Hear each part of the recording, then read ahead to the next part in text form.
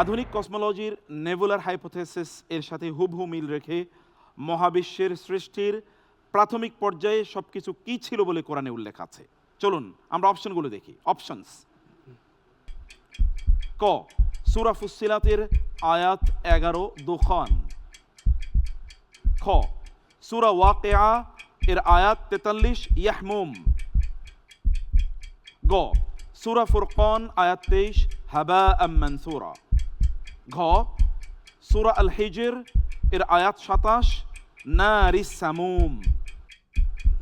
নেবুলার hypothesis, কোরআন এবং বিজ্ঞান।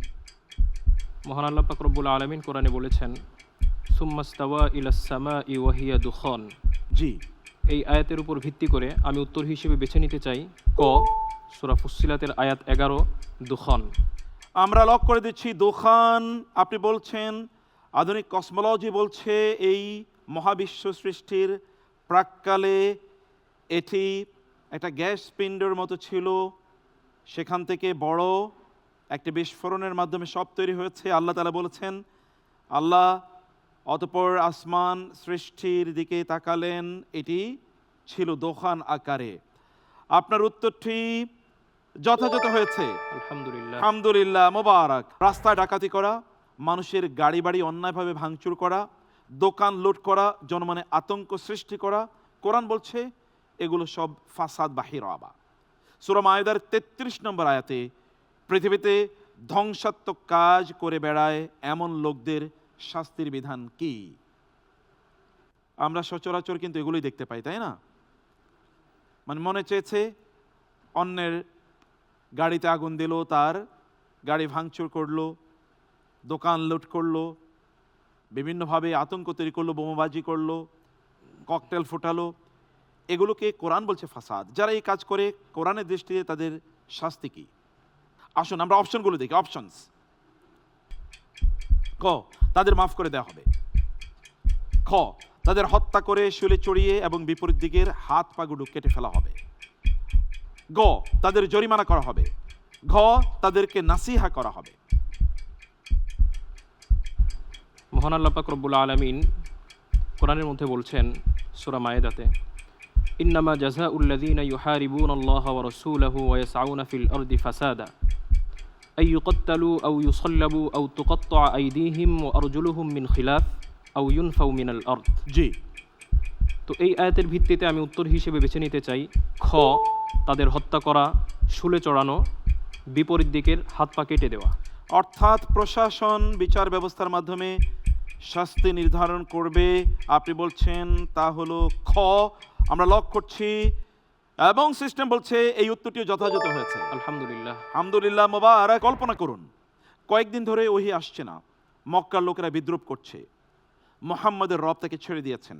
সে কঠিন সময় আল্লাহ এমন একটি সূরা নাজিল করলেন যেখানে শপথ করে জানিয়ে দিলেন আপনার রব আপনাকে ত্যাগ করেননি, অসন্তুষ্ট হননি। প্রশ্ন, উক্ত আয়াত কোন সূরায় রয়েছে? অপশনস: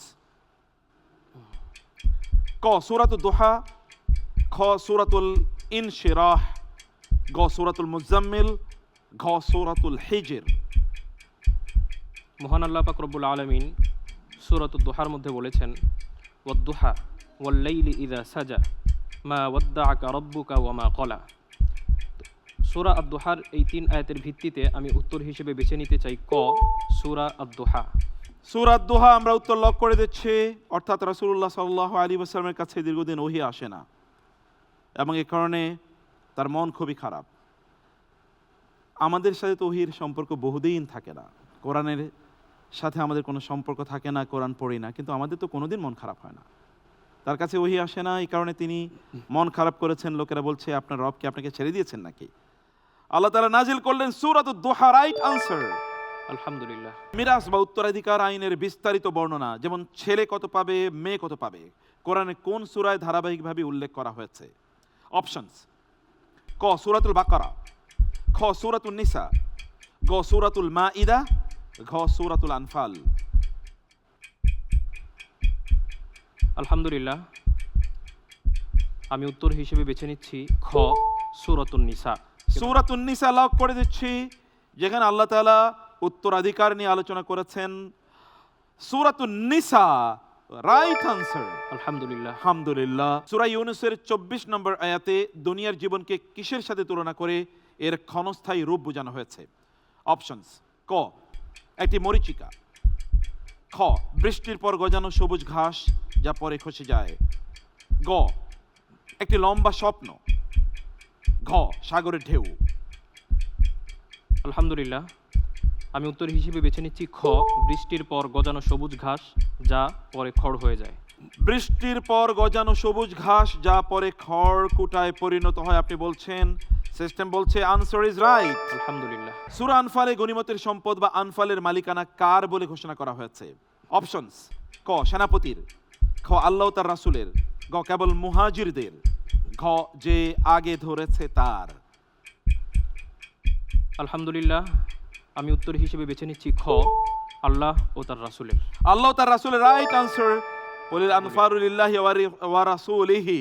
সূরা আনফাল অনুযায়ী আল্লাহর সাহায্য পাওয়ার প্রধান পূর্ব শর্ত কোনটি? ক, বিপুল সৈন্য সংখ্যা; খ, রাজনৈতিক জোট; গ, বিপুল অস্ত্রশস্ত্র; ঘ, ধৈর্য ও আল্লাহর যিকির। আলহামদুলিল্লাহ, আমি উত্তর হিসেবে বেছে নিচ্ছি ঘ, ধৈর্য ও আল্লাহর জিকির। ধৈর্য ও আল্লাহর যিকির। যদি কেউ আল্লাহর সাহায্য পেতে চায় তাহলে তাকে ধৈর্য ধারণ করতে হবে এবং তাকে আল্লাহর জিকির করতে হবে। আপনি বলছেন অপশন ঘ।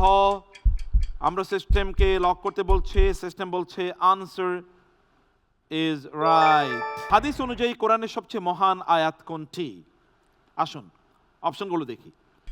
ক, সূরা ফাতিহা এর 1 নম্বর আয়াত অর্থাৎ আলহামদুলিল্লাহি রাব্বিল আলামিন। খ, সূরাতুল আসর এর 1 থেকে 3। গ, সূরাতুল ইখলাস এর প্রথম আয়াতটি।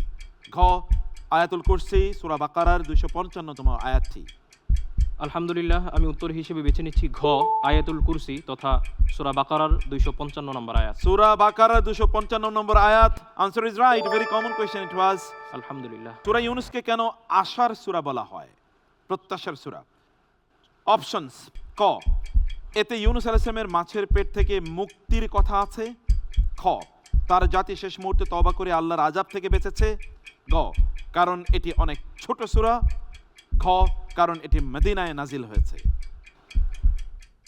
আমি উত্তর হিসেবে বেছে নিচ্ছি খ, তার জাতি শেষ মুহূর্তে তওবা করে আযাব থেকে বেঁচেছিল। তার জাতি শেষ মুহূর্তে তওবা করে আযাব থেকে বেঁচে গিয়েছে, কারণ আযাব পাওয়ারই কথা ছিল। একটি মাত্র জাতি এই পৃথিবীতে যারা আল্লাহর শাস্তি থেকে মুক্তি পেয়ে গিয়েছিল, আর এই কারণে এটিকে আশার সূরা বলা হয়। অসাধারণ আনসার।